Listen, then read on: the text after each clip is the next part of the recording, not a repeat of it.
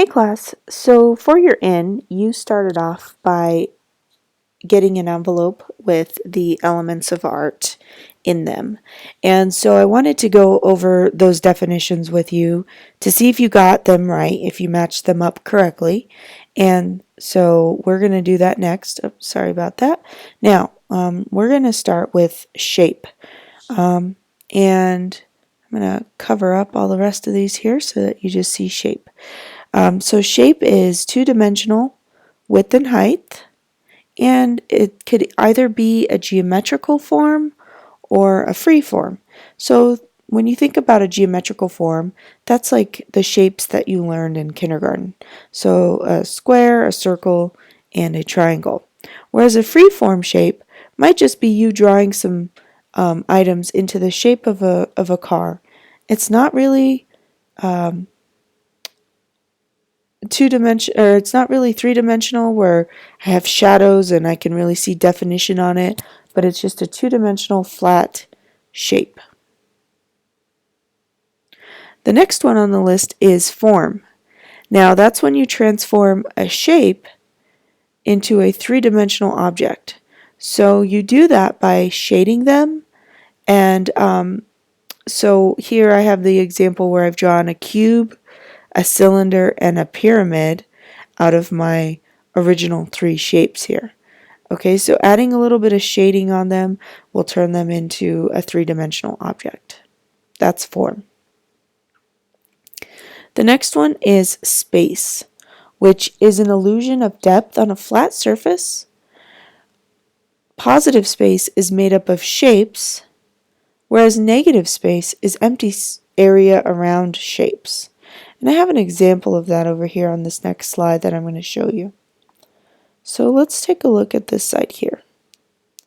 So if you had to guess, which of these would be the positive shape?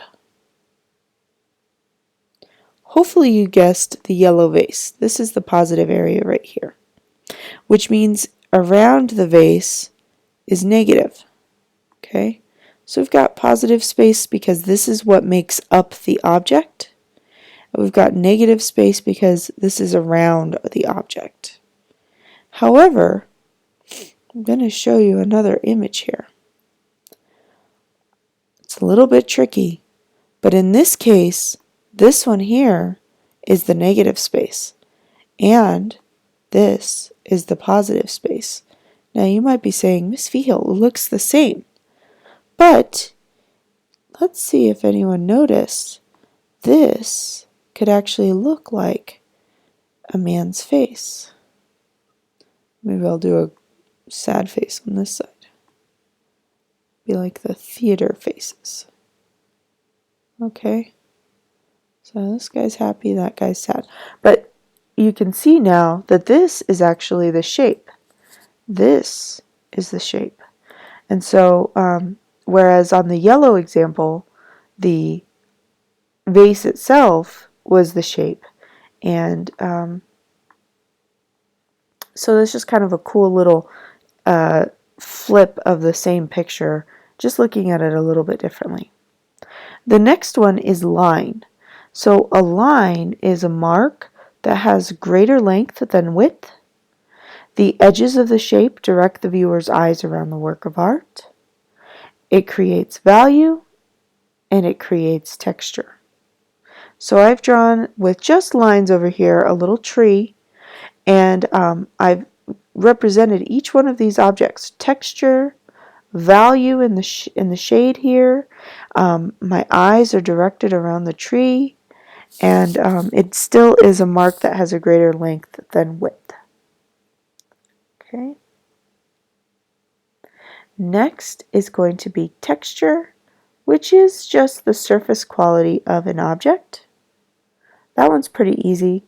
You could look at something and say, is that going to be a rough texture, a smooth texture? Does it look like it's watery or fluid? Does it look like tree bark or rocks or fluffy and soft? Okay, so that's the texture. The color is also known as the hue. If you change the lightness or darkness of a color, that's its value.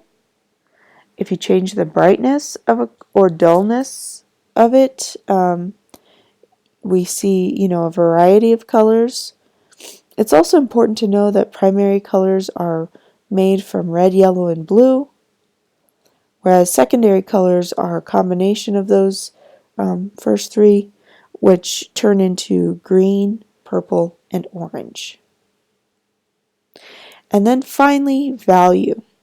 So this is really the lightness or darkness of anything, which I kind of mentioned up here in color, but just to reiterate, if you lighten a color with white, it's known as a tint. And if you darken a color with black, it's known as a shade. And again, all colors are made from red, yellow, and blue. So hopefully you got all of those definitions correct, and you have them now in your written down. So please make sure that all of the little pieces get put back in the envelopes. You should have 7 definitions and 7 words that all make it in there before it gets turned back in. Thank you very much.